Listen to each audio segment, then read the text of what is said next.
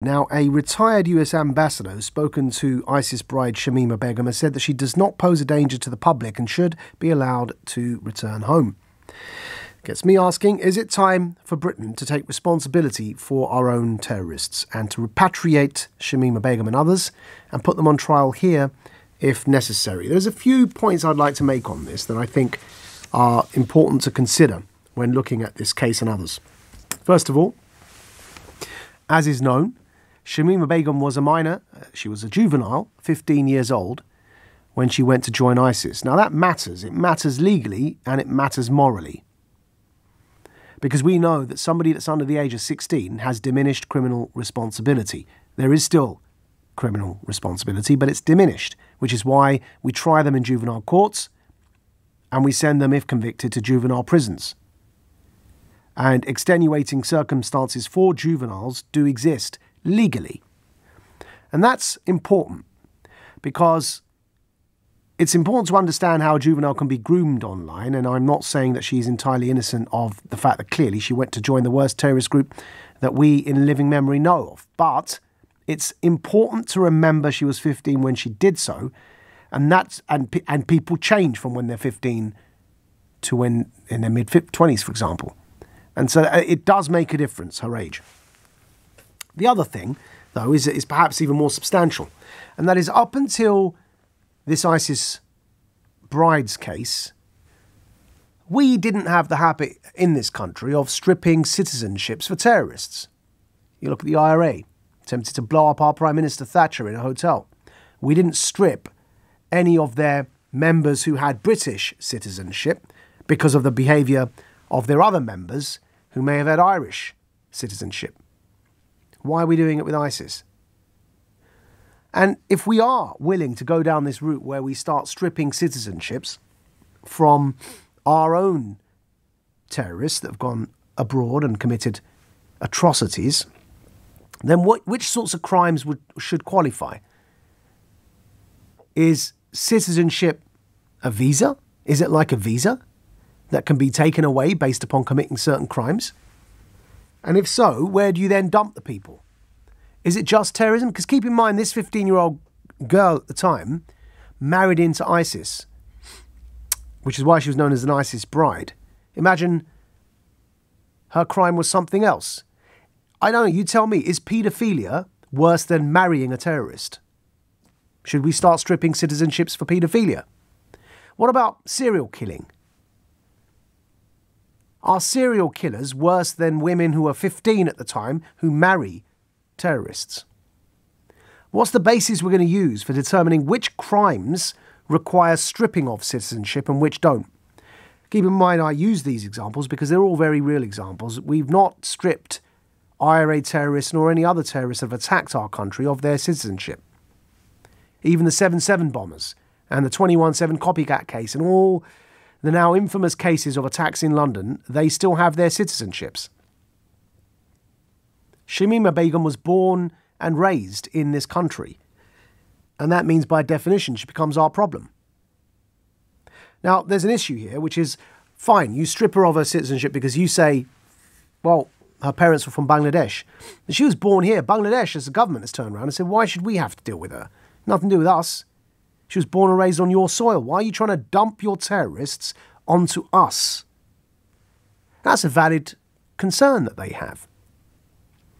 But there's an even more practical issue here, not just one around the moral ambiguity of stripping citizenships and creating a two-tier society whereby some people who commit the very same crime will never have their citizenship revoked, and others, for the very same criminal act, are in jeopardy of being convicted twice, once for the crime and the other through deportation.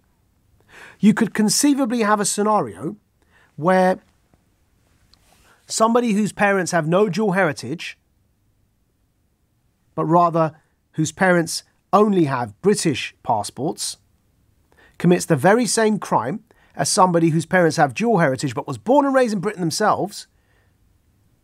And the first example gets one punishment, which is the sentence, but the second person gets sentenced and then after their sentence gets deported. That's two punishments.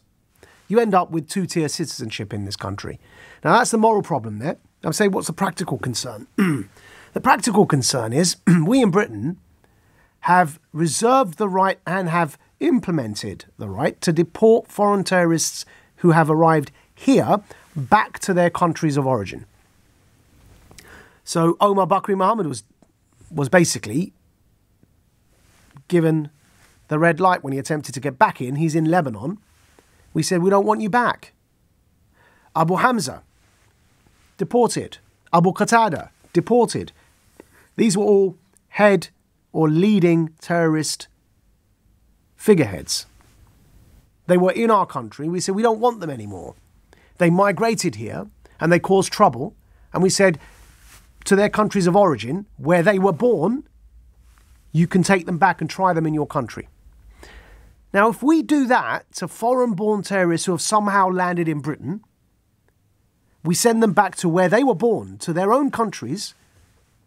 Why are we not taking our terrorists back where they were born, which was here, like Shamima Begum, when they travel to other countries? How can we expect countries to take their terrorists back from us if we don't take our terrorists back from them? There's no logical, consistent answer to that. If we refuse Shamima Begum and the other British nationals that are in those camps in Syria, if we refuse them there, there's currently about 15 to 20 British women, therefore ISIS brides, currently living in Roj camp.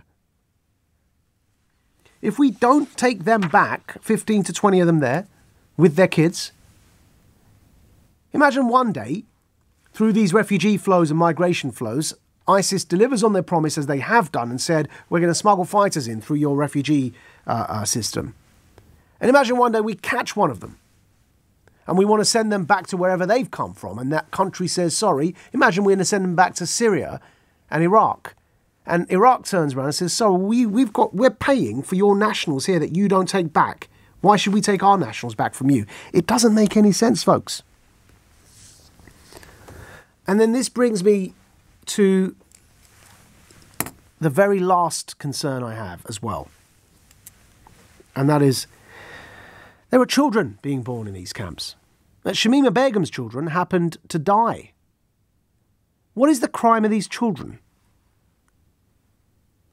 Children that are born to British born and raised citizens that we want to wash our hands of. And whatever you say of Shamima Begum, and I'm making a principled case here, it's not a defence of her personality, it's a defence of precedent being set. I'm concerned we're setting the wrong precedent when we start stripping citizenships. It's a legal and moral concern I have. It's not a concern for her personally. It's a precedent that I'm saying is dangerous to set for the reasons I've just elaborated. But now add another concern. What on earth, whatever you think of her, what on earth was the crime of her children who died in captivity after being born in captivity? Just think about that and link it to the conversation we had yesterday on this show about Priti Patel's suggestion setting up detention camps for refugees and asylum seekers in Rwanda.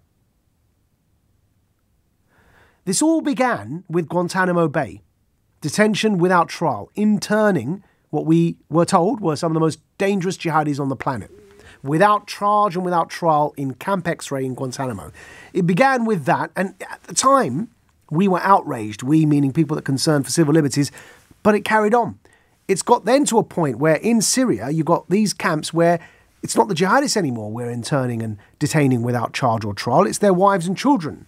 And as I say, children being born and dying in these camps, committed no crime whatsoever, born to British born and raised mothers, and we're happy to turn a blind eye and let them die in these camps, these babies. And now, with the Home Secretary suggesting one stage further, and that is putting refugees and asylum seekers in camps. Think about it. This is why I talk in terms of precedents. And I'm saying that the precedent we are setting is dangerous because we end up becoming numb to the idea that we can detain people in camps and have children born in these camps, have children die in these camps, and none of our business when they are our citizens that are giving birth to these kids.